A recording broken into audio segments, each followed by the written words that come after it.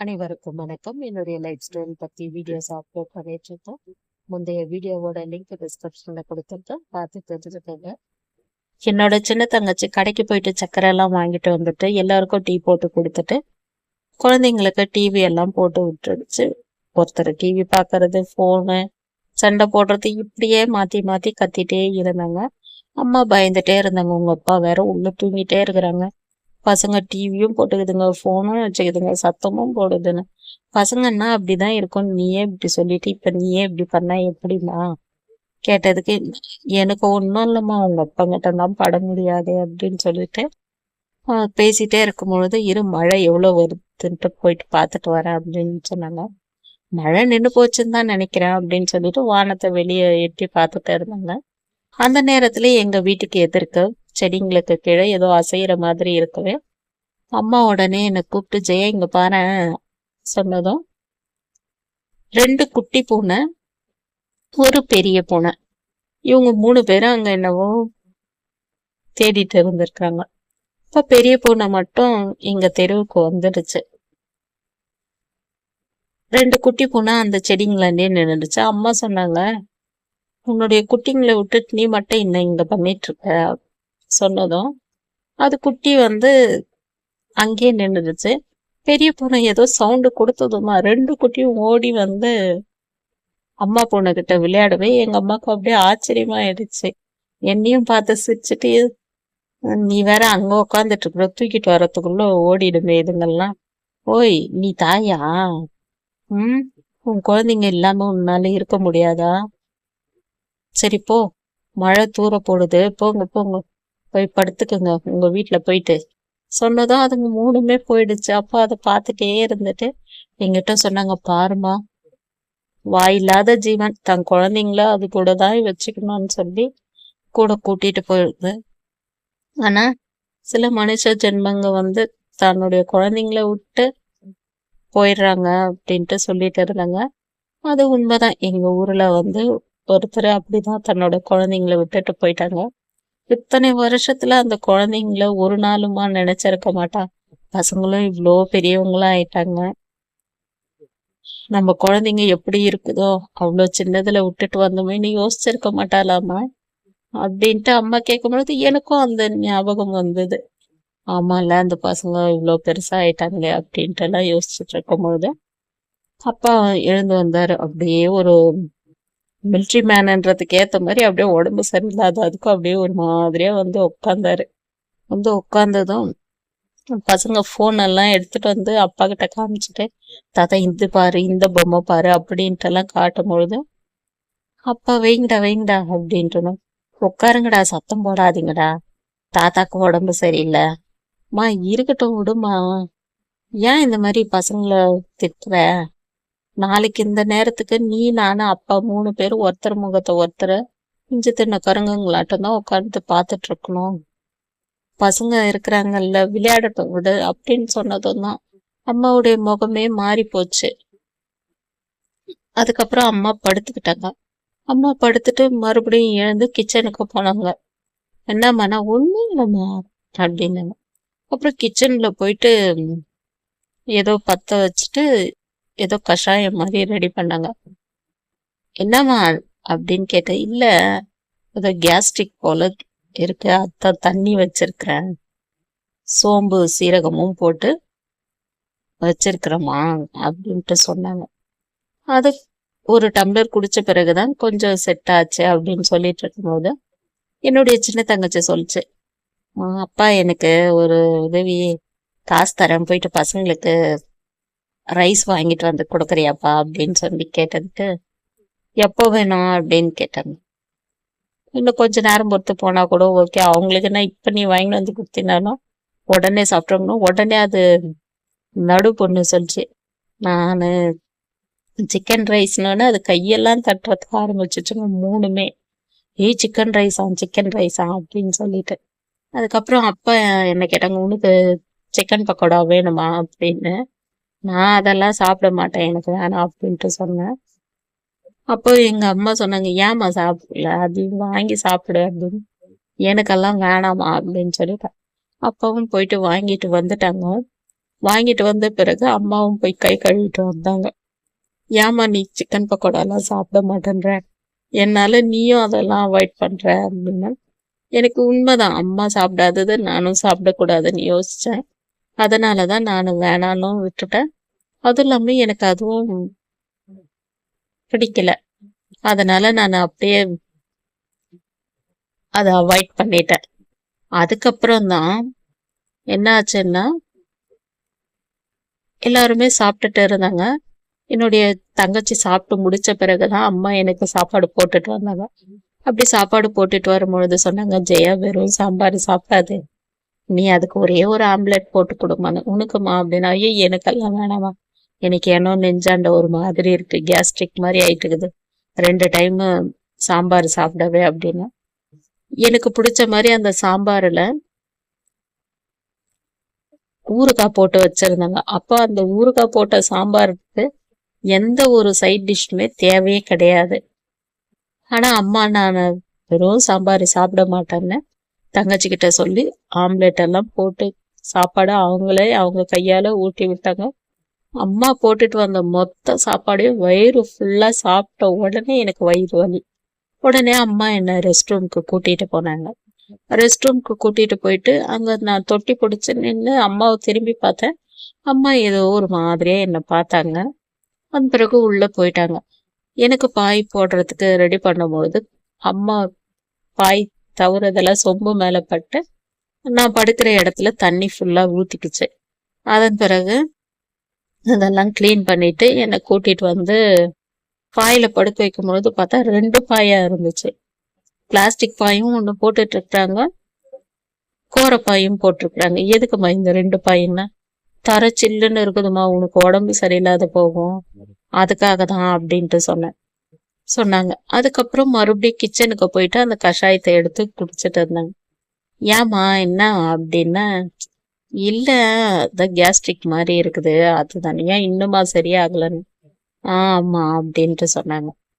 சரின்ட்டு படிக்கு கீழே போயிட்டு டம்ளர்லாம் நாளைக்கு டீ குடிக்க வேண்டிய டம்ளருக்கு எல்லாமே கழுவிட்டு வரலாம் அப்படின்னு சொல்லிட்டு போய் டம்ளர்லாம் கழுவிட்டு வந்து பாயில உட்காந்துட்டாங்க. பாயில உட்காந்துட்ட பிறகு அம்மாவுடைய நைட்டியோட அந்த முடிச்சுல அம்மாவோட தாலி கயிறு மாட்டிக்கிச்சு. அவங்களும் எடுக்கிறாங்க, எடுக்கவே முடியல.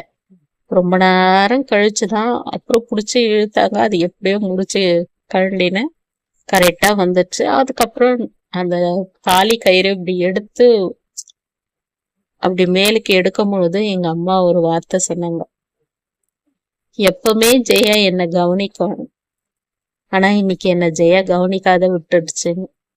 நான் உடனே போனை பார்த்துட்டே இருந்தாலும் இப்படி நிமிர்ந்து பார்த்தேன். என்னம்மா அப்படின்னு.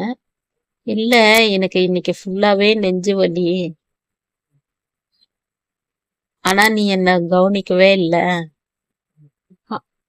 அப்படின்னு சொன்ன உடனே எனக்கு ஒரு மாதிரியாவே ஆயிடுச்சு. அப்படி சொல்லிட்டு என்னை கூப்பிட்டாங்க. இப்படி பாருமா, எதுவும் பயப்படாது, எனக்கு ஒன்றும் இல்லை சரியா, அது கேஸ்ட்ரிக் தான், சாம்பார் சாப்பிட்டோம்ல அதனாலதான், நீ படுது பாருமா, ரெஸ்ட் ரூம்லாம் வந்தா என்னை கூப்பிடு, பயந்துன்னு படுத்துட்டு இருக்காத அப்படின்ட்டு சொல்லி அமைதியா படுத்துட்டு இருந்தாங்க. படுத்துட்டே இருக்கும் பொழுது என்னுடைய தங்கச்சி அப்படியே பேச்சு கொடுத்துட்டே இருந்துச்சு. நாட்டு மருந்து கடைக்கு போகலான்னு பார்த்தா முடியாத போயிடுச்சு, ஊருக்கு போகும்போது இந்த பொருளெல்லாம் வாங்கிட்டு போகலான்னு இருந்தேன், எங்கேயுமே போக முடியல பசங்களை வச்சுட்டு அப்படின்னாலும் அம்மா சொன்னாங்க, சரிம்மா நாளைக்கு வேணும்னா நான் காலையில போயிட்டு வாங்கிட்டு வந்து கொடுக்கட்டுமான்னா. அதெல்லாம் வேணாமா, அலைச்சல் வேலையாயிடும், நீ வேற அங்க போயிடுவேன், இங்க சாப்பாடு அப்பா டைமுக்கு வேணும்னுவாங்க, இதுங்களை வச்சு என்னால சமைக்க முடியாது, கரெக்டா அது அப்பா வந்ததான் போயிட்டு எதனா நோண்டின்னு இருக்கோம், வேணாம் நம்ம ஒரு நாளைக்கு குடியாத்தம் போய்க்கலாம், பசங்க எல்லாம் ஸ்கூல் போயிட்டாப்போ அப்படின்னு சொல்லிட்டு பேசிட்டு எல்லாரும் அப்படியே படுத்துட்டாங்க. நான் போன்ல தான் பார்த்துட்டே இருந்தேன். எங்க அம்மா எழுந்தாங்க. எழுந்ததும் என்னம்மான்னு கேட்டேன். இல்ல ரெஸ்ட் ரூம் போயிட்டு வரேன் அப்படின்ட்டு சொன்னாங்க. அப்ப போனாங்க, போயிட்டு வந்து படுத்தாங்க. மறுபடியும் ஒரு 5 நிமிஷத்துக்குலாம் மறுபடியும் எழுந்து கதவு திறக்கிற சத்தம் கேட்டுச்சு. நான் உடனே திரும்பி பார்த்தேன். அம்மா நானும் வரேன் அப்படின்னு. இருமா வரேன் இரு அப்படின்ட்டு சொல்லிட்டு எங்க அம்மா போனவங்க உடனே ரிட்டர்ன் வந்துட்டாங்க. ஒரு 5 செகண்ட் கூட இருக்காது. அந்த டோர் திறந்து அந்த ரெஸ்ட் ரூம் கிட்ட போறதுக்கு ஒரு 5 செகண்ட் கூட ஆகாது. மறுபடியும் ரிட்டர்ன் வந்துட்டாங்க. என்னுடைய தங்கச்சியை கூப்பிட்டாங்க. எனக்கு ஏனோ நெஞ்சு அதிகமா வலி இருக்கு அப்படின்ட்டு சொன்னதும் என்னுடைய தங்கச்சி ஓடி போயிட்டு எங்க அம்மாவை கூப்பிட்டுச்சு.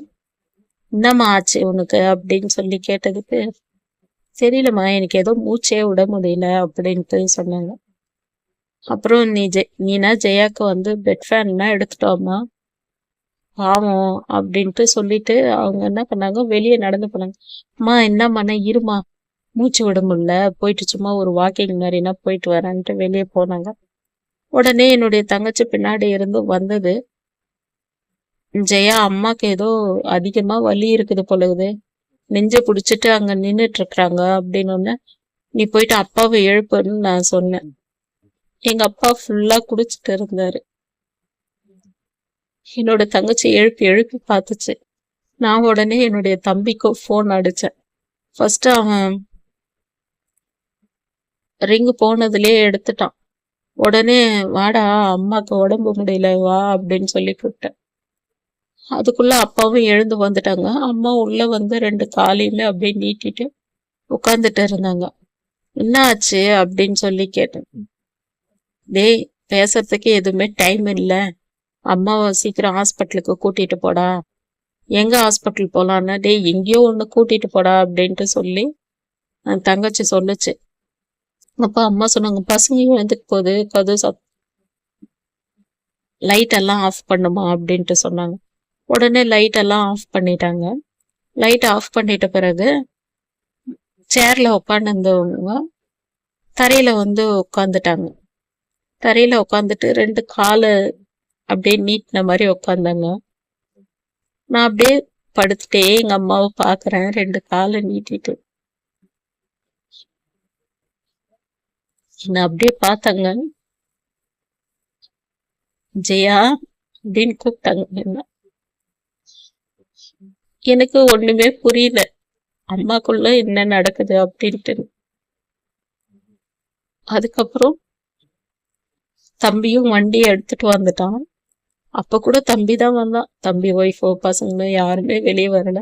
தம்பி ஒய்ஃபோட வண்டி தான் எடுத்துட்டு வந்தான்.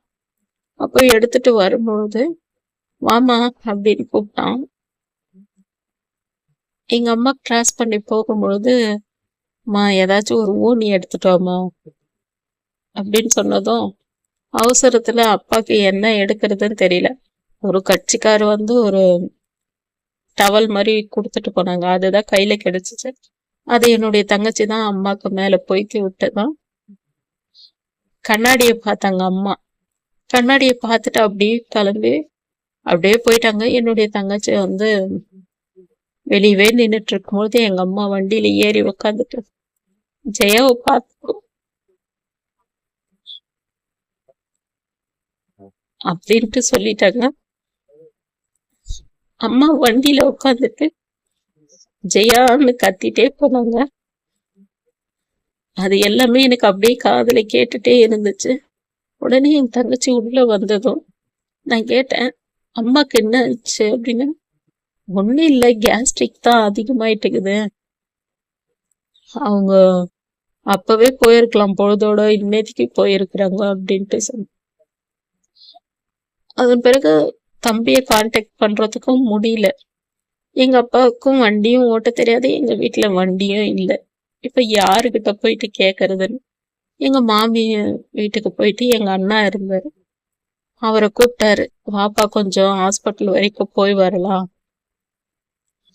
ஜெயா அவங்க அம்மாவை ஹாஸ்பிட்டல் கிட்ட போய்க்கிறான் அப்படின்ட்டு சொன்னதும் மாமி என்ன ஆச்சு அண்ணா அப்படின்னு கேட்டு, இல்லம்மா என்னவோ ஒரு மாதிரி இருக்குங்களா, அதான் கூப்பிட்டுன்னு போய்க்கிறான், பொழுதோட எதுவுமே சொல்ல மாட்டேங்கிறான்னு சொல்லி அன்னைக்கு சொல்லியிருக்காங்க.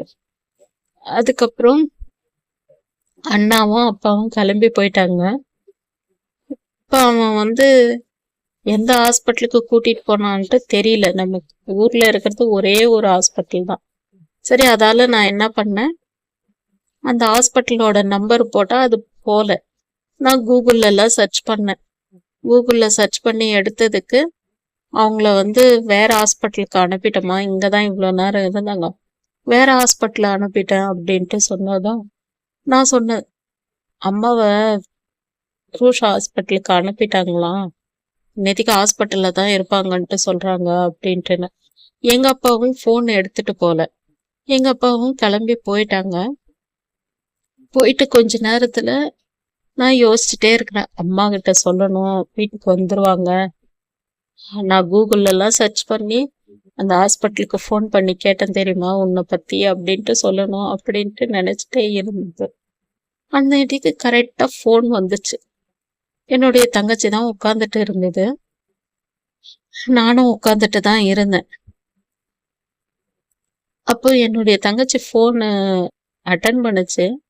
என் தம்பி பேசுறது என்னால நல்லா கேக்குது. ஜெய எங்க இருக்கு அப்படின்னு. அங்கதான்டா இருக்குது, ஜெயவ பத்திரமா பாத்துக்கோ, அம்மா